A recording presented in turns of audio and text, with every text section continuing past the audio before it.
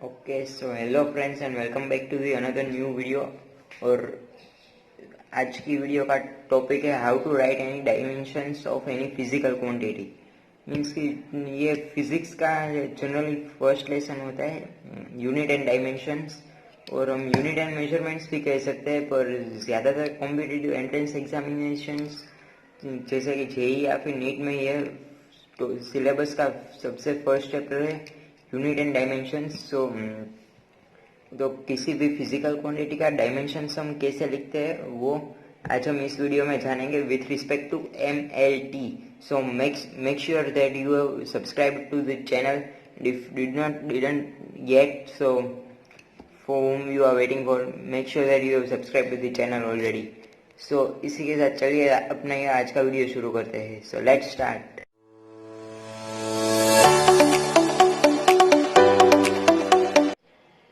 Okay so friends, चलिए इसी के साथ शुरू करते हैं अपना आज का वीडियो। तो पहले यूनिट एंड डायमेंशन का टॉपिक है, तो इसी के साथ शुरू करते हैं कि डायमेंशंस कैसे लिखे।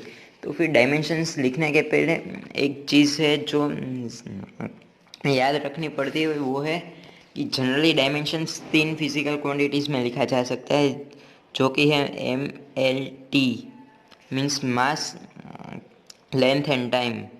M means mass, L stands for length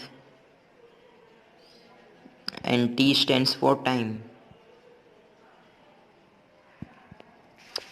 यह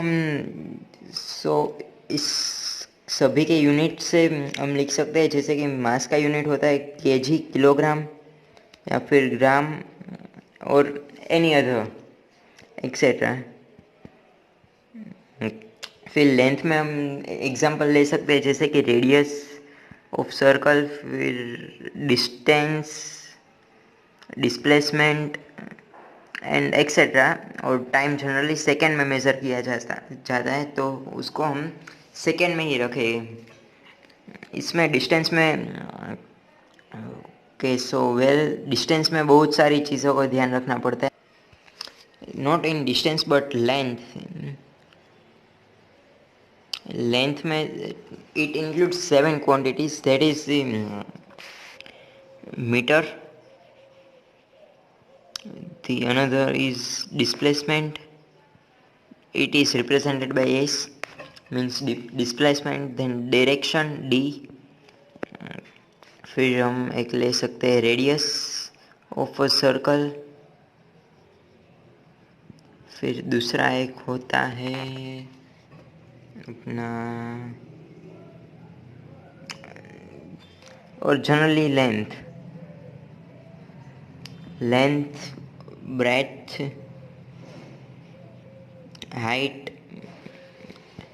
height of rectangle or any triangle। So this generally includes the length. और इसको हम लेंथ L और इसको हम L से रिप्रेजेंट करते हैं, मास को M से और फिर टाइम को और सेकंड को S से। तो फिर चलिए आगे देखते हैं कि हम लिख कैसे सकते हैं कि कोई भी फिजिकल क्वांटिटी का डायरेक्शन। सो सपोज हमें फोर्स का लिखना है डायरेक्शन। पहले एरिया से स्टार्ट करते हैं। तो एरिया मीन्स कि स्क्वायर होता है ज़्यादातर, और एरिया हम जनरली लेंथ में मेजर करते हैं। तो लेंथ का मैंने जैसे कि पहले बताया था कि डिनोटेड बाय L, और हम लेंथ एरिया ज़्यादातर स्क्वायर में होता है, तो इसको L स्क्वायर मतलब कि इसको हम L2 लिख सकते हैं। वैसे इस एरिया की जगह पर यदि वॉल्यूम होता तो हम उसको L3 और फिर ये L³ भी लिख सकते थे। फिर area, length, volume.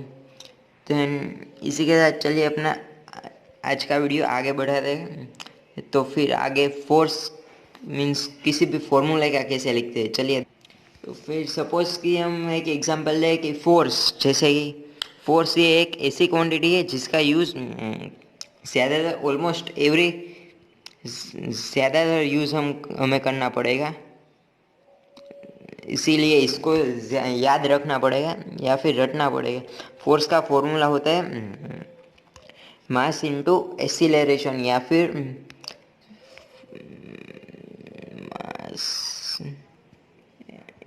Mass into acceleration यानी कि एम ए।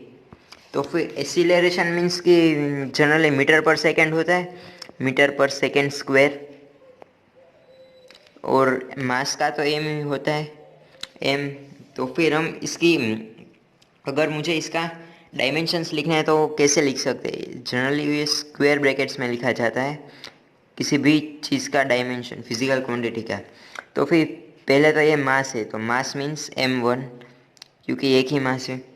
फिर मीटर पर second means metre is in length, measured in length. Then s means second, and the second always means as the time. So here is 2, and so second नीचे है generally metre पर second, तो हम इसको ऐसे लिख सकते हैं, मीटर पर सेकेंड रेज टू -2 सॉरी। तो फिर वही यहाँ पर हम करेंगे तो इसको ये हो जाएगा t2, -2। तो फिर यही था आज का वीडियो कि कोई भी चीज़ का हम डायरेक्शन कैसे लिख सकते हैं, नॉट डायरेक्शन बट डायमेंशन। तो इसी के साथ एक और एग्जांपल देखते हैं जो कि है वर्क डन का। Work means, what does work means? Work यानी कि फोर्स इनटू डिस्प्लेसमेंट होता है, displacement. Okay, so it's generally known as joule, measured in joule. But what, so from here और इसी, so इस इक्वेशन और इस फॉर्मूले से हमें फोर्स का तो पता चलता है।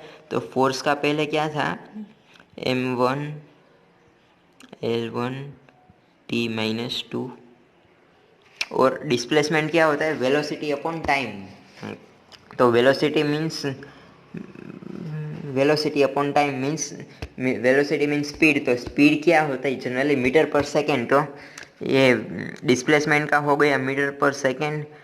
तो इसको हम लिख सकते हैं मीटर पर सेकेंड मीन्स l1 t-1। तो फिर टोटल फॉर्मूला हमारा ये है। तो ठीक है, अब हमें ये तो पता है कि ये फोर्स का होता है और ये डिस्प्लेसमेंट का। तो हम इसी के मदद से वर्क डन का निकाल सकते हैं। मीन्स कि क्या होगा कि m1 l1 t-2 into m1 l1 t-2